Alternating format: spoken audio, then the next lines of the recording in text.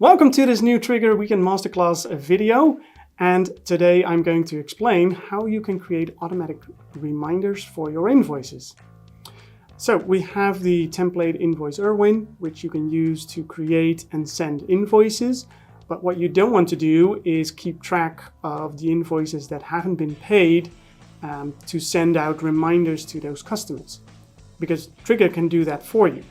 So what we're going to do is, as soon as an invoice is not paid, after a month, we are going to send a reminder. After 2 months, we're going to send a second reminder, and after 3 months, a third,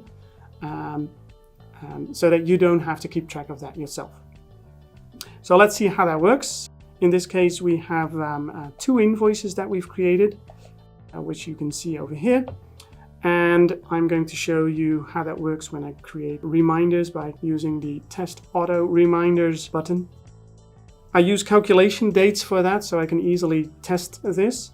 So let's pretend, well, the invoices are, the invoice date was, let's say, the 1st or 4th of April. The 6th of May, somebody should receive a reminder. So that's the calculation date that we're going to use. So yes, test the reminders. You can see that the status has changed to first reminder sent.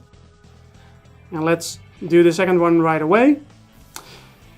So we will have the 6th of June for the second reminder.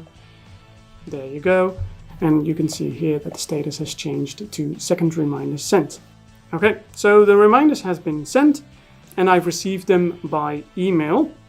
And there's something that I would like to explain to you, because sending reminders, we've covered that a few times, I think already in the Triggre Weekend Masterclasses, but I would like to point out a specific thing that you need to keep in track, which you need to keep in mind when you're sending emails. So let's go to the designer, flow parts, and let's go to the email reminders. So we've created an automation flow which runs every week on Monday morning. And as you can see, I've created 3 flow parts, because in automation flows, you can create a lot of flow parts or process a lot of flow parts. Doesn't need to necessarily be only one. You can add 2, 3, 4, 5. It works in a similar way as user flows. And I've decided to split up the reminders this time. So we've got reminder 1, reminder 2, and reminder 3. And when I was just testing, you would see me using a calculation date. Well, we still need to provide that as an input, but in this case, we use the current date. So when the process runs automatically, you always use the current date as calculation date. The calculation date is different when you start testing, but in the normal processes, it's the current date. So, reminder 1, reminder 2, I'm going to focus on that because I've set them up in 2 different ways, and reminder 1 is set up in the wrong way and reminder 2 in the right way. And I'm going to show you the difference.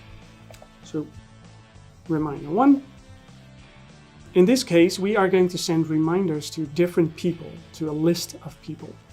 And technically, what you can do is you can send one email to a list of recipients.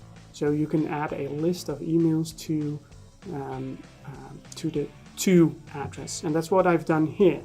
So first I pick up all the invoices that need to be reminded. I have a subject, and then I've got the email, which is reminder 1. So hey, it seems like your invoices still are not paid, etc., etc. That's not that interesting right now. But I send it, the to address is a value from the flow part, and I use the email address contact of the customer of all the invoices that need a first reminder.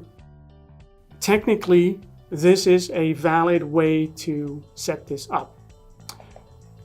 Logically, it's not. And what happens here is that I send the exact same email to those people. And I put all the people that will receive this email into the to address. So only one email has been sent to the whole bunch of people that I've looked up who need to receive a reminder. The end result is that they can see to what other people this reminder has been sent. Besides that, I cannot add the attachment of the invoice, for instance, because I would send that attachment to every person who receives that email. So how does that look in your email client? So this is the first one that I've created, the first reminder, and as you can see, we've got 2 email addresses in the to recipient spot, let's put it like that. And as you can see, we've got both invoices. But what we want is we would like to send separate emails to every recipient. And that's what we do in the second reminders. But it is something to keep in mind when you set up emails like this, because it could go horribly wrong. So at the second reminder, what do? We do the same lookup for all the invoices who need to receive a second reminder. But instead of generating an email right away, we are going to create a repeat action. And in that repeat action, we send this email to every single person who needs to receive a reminder. So instead of sending it to a list, we're sending it to one specific person. And that's the biggest difference in the way this is set up. And how does this look in the email client? Well, that's what we see here. We've got the payment reminder for invoice 1, including the payment link, and the payment reminder for payment 2, which is a different invoice, as you can see.